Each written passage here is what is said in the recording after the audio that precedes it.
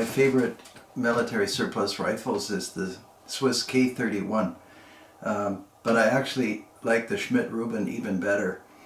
And before getting into the K31 and the Schmidt Ruben, I just wanted to say that when it comes to collecting firearms, I mean, obviously one has to have some kind of resources to invest in these rifles. And it's the neatest thing because I talk to so many collectors, and a lot of times people think, well, it's the superior mechanism, it's the better rifle that is the collectible one. This is not true. Quite often I like mechanisms that are less perfect, but there's something about them that has character, or something interesting in their operation or in their limitations.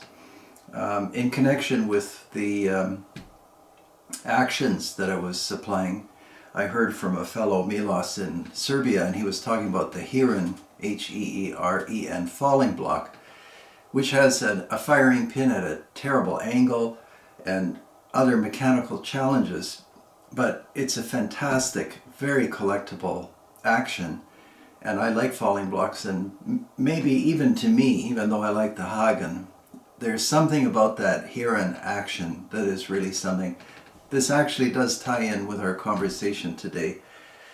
These two rifles are similar to the Heeren and the Hagen. The Hagen falling block is the superior falling block. The K31 is obviously the superior rifle. But I still like the Schmidt Ruben better. And I went out of my way, and it took years to find this rifle, which to somebody who doesn't like or know firearms is meaningless. But this is a Schmidt Ruben. So from what I remember, Schmidt was the designer and Ruben made the ammunition. The 7.5 Swiss round is fantastic. As with all Swiss firearms, these are made the same as their watches. Just a wonderful mechanism. You can see that the action is very long. I mean, it starts here and ends here. People talk about that. That's immaterial. The objective they had was, I guess Schmidt had, was to come up with a straight pull bolt action rifle that actually could qualify or make it through military trials. It's kind of a neat polymer or rubber material for the bolt handle. And I find, so that's how this works. And I guess that what I should do is take the bolt out like I did for the K31.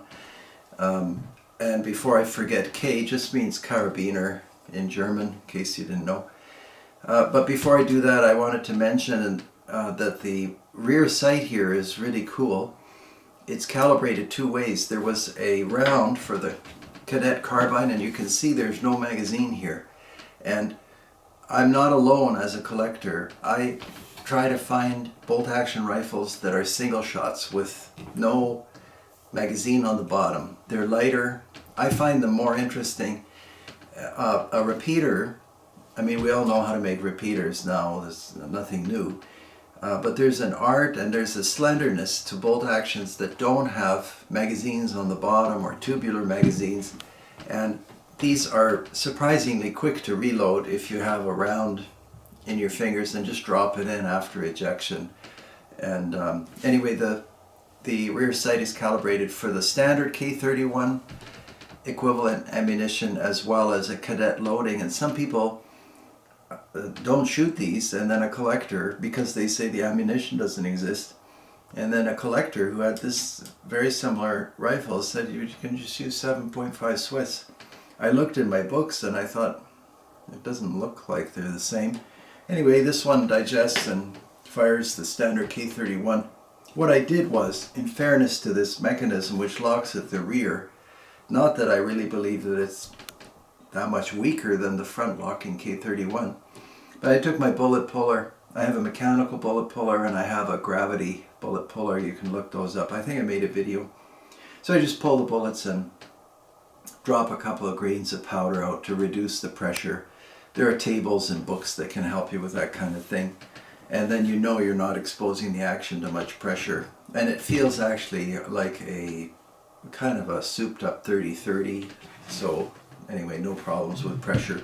To take out the bolt, you can see the Schmidt Ruben has a lever, let's say a tab or a lever here, and the K31 looks very similar. On the right side you can see it. So you push this down and then the bolt comes out. You can see what a long bolt it is. I'll set these on the table, and it's a, it's a different design concept, but these grooves, there are various names for them, but you can see what they are designed so that when the bolt is moved back, these lugs rotate. And in the case of the K31, they're front locking lugs, and in the case of the Schmidt Ruben, they're very broad rear locking lugs. And I'll just rotate those for you so you can see not only the lugs and the mechanism itself, but how beautifully made these components are. And in this day and age, we're spoiled by computer design parts. I always remember there were no computers. These parts were originated from the minds of people, in this case men or a man. And because of the design with the lugs at the back, the Schmidt Ruben very quickly became a very long bolt.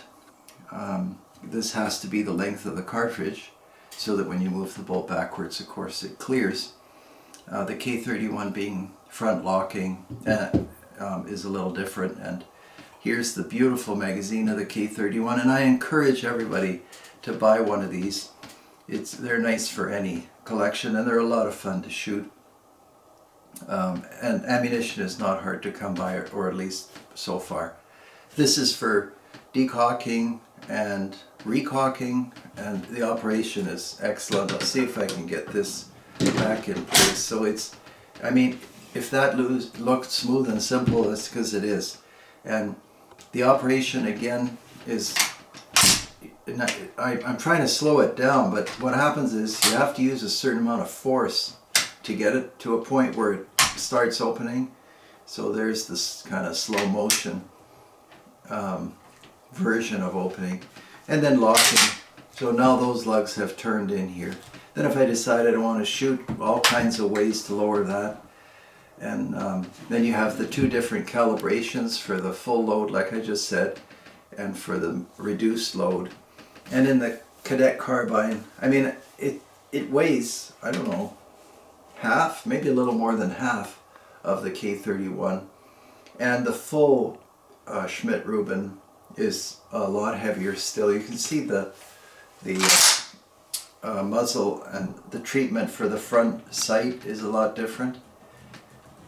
And I don't have bayonets for either of these. Or maybe I have for the K31, I'm not sure. But I don't have it here on the table. So, in the end, it's obviously something that a collector would be looking for.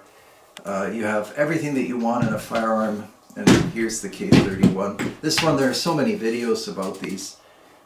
Again, all kinds of superlatives about how accurate they are, and they're all true.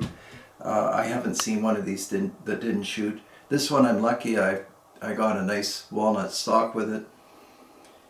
And I don't remember where I bought it. Actually, I bought two, and I do that often. I buy two, and it was, I don't know, $400 for each. So then I thought these are worth a lot more than $400. And then they went up to $800. So then I sold one of them, and then I had this one for kind of for free. So like no money tied up in it. And that leaves me free to buy something else for my collection and for the channel.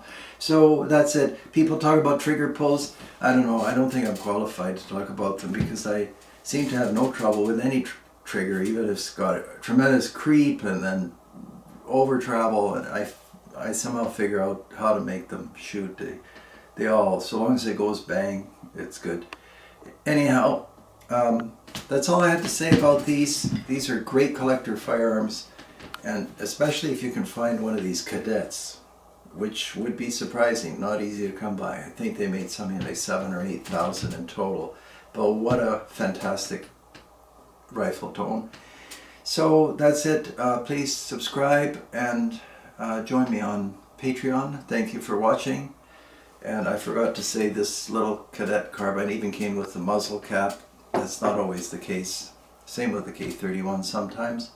And a viewer reminded me to tell you that under the butt plate you'll often find a piece of paper, and the piece of paper identifies the, I guess the either civilian or soldier that used the rifle. I don't know why that was happening in Switzerland, but it did. And I found those papers. Anyway, thanks again, and we'll see you next time.